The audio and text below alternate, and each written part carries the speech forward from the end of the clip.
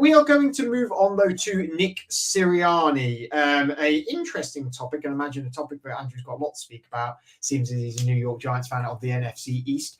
And the Philadelphia Eagles, Johnny. We're talking about them as well, because a lot of reports have come out in the last week or so that last year was a very, very fractured relationship, Johnny, between Jalen Hurts and Nick Sirianni. They ended up going 11-6. They lost 32-9 the wild card against the Tampa Bay Buccaneers. They did lose they lost 5 of the last 8 games. Obviously, coming 11-6, they were second in the division. They were just not the dominant Eagles team we saw the year before, Johnny. And we know that this Eagles franchise, the fan base anyway, can be very aggressive aggressive with their opinion and very forthright and very forward. And that's why people love them, because they are so they're in a way that they're almost like it's like a cinema when they're there and they're talking about their team.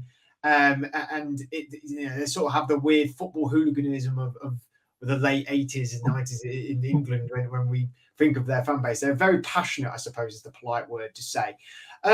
These reports have been coming out that this sort of relationship has been fractured with Sirianni and Jalen Hurts. Not really had the rebuttal of, it's completely fine now just yet. What was your initial thoughts when these reports came out? Yeah, very unsurprising, to be fair. I think obviously, difficult into last year.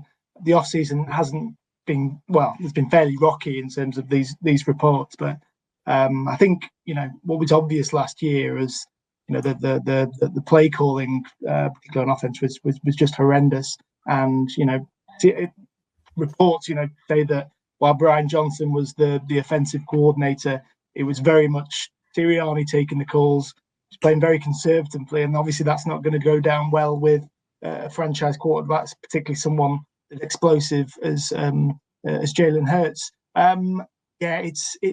It feels really strange, this one, because obviously they've quite changed coordinators on both sides of the field. The only person left to fire is Nick Sirianni. So I think if things don't start well for the Eagles this year, I think we could see Sirianni out of a job, because he's been, outed as, they're obviously going to give Jalen Hurts a huge contract. Was last year, the year before? They're obviously going to back the player. And I think there's been, reports over the summer that, it's not just Hurts. There's been a few other players who've had disagreements, whether that be, on or off the field. And it just doesn't feel that Sirianni has the control on this team. And I think the negative energy from last year is lingering on. I don't know, huge amounts of the behind the scenes of the Eagles, but obviously the 2 changes, they've brought in 2 solid guys on both sets of the field in terms of their coordinators, Moore and Fangio. So hopefully that can bring a bit of stability. I think both have, fairly decent track records as coordinators. So it'd be really interesting to see how the Eagles get on at the very start of this year, or we could see a change in Philly very, very soon. He's quite a polarizing character, Andrew, isn't he? I mean, he does the head shaking at the camera, and he sort of has that sort of Jose Mourinho about him, doesn't he? That sort of self-confidence and maybe a bit of an ego about him. But it was quite quick, it felt like, that the sort of Eagles fans turned on him in a way. It didn't feel like it was a slow decline. It suddenly, he was great, and then suddenly he's not great. And I mean, do you think he's deserving of that? I mean, they still won 11 games last season. They still got to the playoffs. Okay, they weren't the team they were the year before, but got to the Super Bowl. But they still had a successful season by all accounts, didn't they? I would have thought the fans would say no, they didn't. It's one of them where if you're not getting to the championship game or the Super Bowl based on the team that you've got and the way you've been playing, maybe the way that they faded and failed at the end of the year, they see that as a disappointing season. Your expectations got to be high when you're as dominant as what the Eagles have been over the last couple of years. So they might see that as a failure. And, as much as I might not want to say this, the Eagles fans are some of the most loyal and invested fans you can have. And they're proper football fans as well, aren't they? That they live and breathe it. And I think it doesn't take them long to notice that their head coach just doesn't really fit with their ethos to be. You know, the guy wants to be like a CEO kind of head coach. He doesn't want to call one side of the ball. He wants to rely on his coordinators, but he's lost the locker room, and the quarterback doesn't get on with him. So, you know, he's not a Dan Campbell. Dan Campbell, you know, he looks like when he's on the sideline, he could lead men into war. Whether they lose or win, they'll put 110% into it. You know, that's the kind of CEO, kind of head coach you want, the one that gives those big speeches. That's like a big character that will push his team and raise them. He doesn't seem like that type of guy.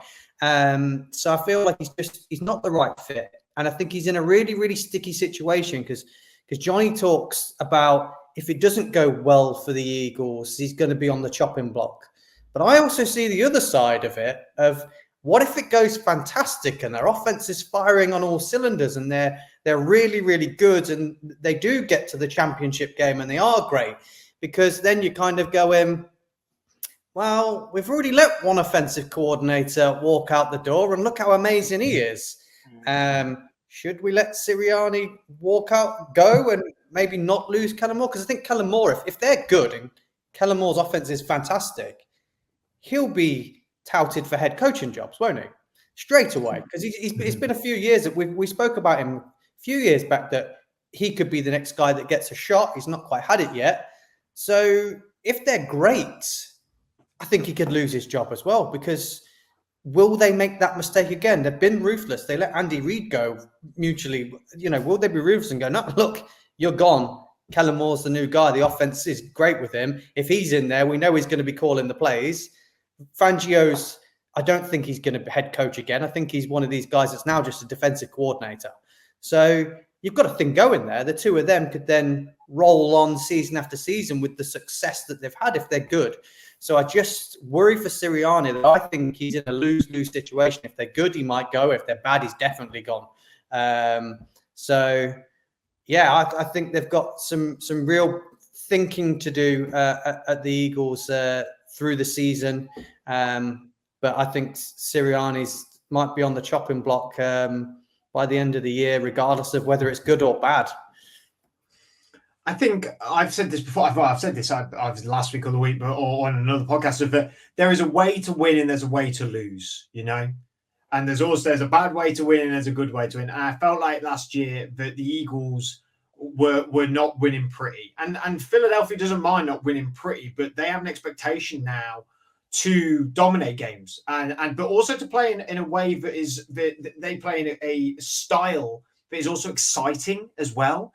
And last season, it just didn't feel as exciting. Do you think, Johnny, that maybe there was some of the moves they made this offseason, like bringing in Saquon Barkley, were a little bit sort of papering up the cracks of like, we're going to have exciting football here in Philadelphia again without getting rid of Sirianni? It's sort of maybe moving the eyes away from what might be the problem. Yeah, certainly.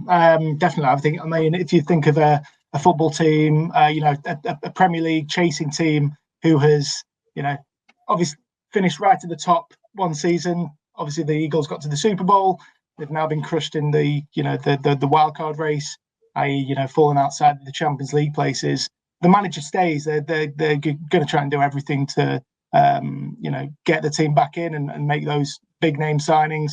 Whether or not it'll work is another thing, because the manager, the head coach is still there. Obviously the reports of the sour relationship between Hurts and Sirianni. You wonder where they've come from, but yeah, I think Howie will be keeping a close eye on what's happening in the run up to the start of the year. I think Andrew's made a brilliant point. Is in what stage would Sirianni still be here next year if they get to the playoffs? we could see a situation where Moore takes over. I think that's definitely something that I'd not thought of, but wow, okay, yeah, that's a real possibility. I think they have to get back to pushing to get back into the Super Bowl this year, because that's where they were before they fell off with 5 or 6 games to go last year. That's the expectation. The fans want that. Something has to change. Something has to give. And yeah, it's all pointing in one direction at the moment. Well, that's a good point, Johnny, because Andrew, this is a two-way relationship. This is Sirianni and Jalen Hurts. We're talking all about Nick Sirianni. Is there any blame to be laid at the feet of Jalen Hurts? Because this is a two-way thing, No, I'm not sure you can blame Hurts, really. There's none of the players are coming out and saying Hurts has got a bad relationship with me. You're not seeing AJ Brown going, "Oh, get him out. He's not throwing me the ball. The connection's not there. It's sour. The relationship's not good." You're not hearing any of the O-linemen. Jason Kelsey's got nothing to lose to say that Hurts isn't the guy if he wanted to now. But we're not hearing any of that. We're hearing a lot of Sirianni's the problem. So I don't think it's a two-way. I think just the quarterback's maybe voicing his opinion for the team. Maybe there might be other players on that team that don't want to risk their spot, maybe by saying, "Oh yeah, I didn't get on with him as well." So he might just be being a leader and stepping up for his guys and saying, "Yeah, he's not quite there with the team, but he's going to say me instead of calling out some of the others." So I'm not sure there's anything on Hurts. Again, it's a guy that I followed massively at college, and it's a guy that's stayed on his Alabama team when he was dropped and played as the backup, and then moved to another team. And he's a guy that puts 110% in everywhere he is, and he's a high character guy. And for me as well, I know I've probably brought this up before, but if you ever hear him at the podium, if you ever hear him doing pre-match or after match or anything at the podium, he speaks so well, and he's such an intelligent guy when he's on there. I can't see how he could come across like that he would have problems or areas of issue in that field.